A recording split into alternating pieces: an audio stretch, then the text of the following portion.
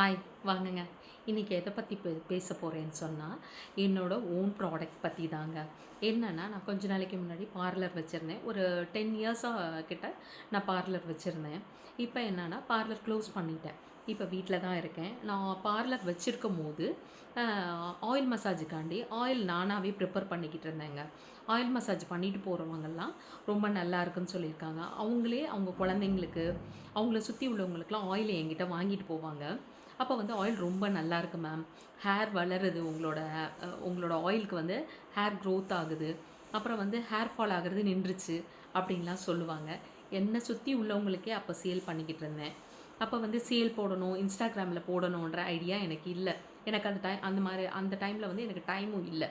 இப்போ ஆனால் எனக்கு வந்து இன்ஸ்டாகிராமில் ஆயில் சேல் போடலாம் அப்படின்னு ஒரு ஐடியா வந்துச்சுங்க.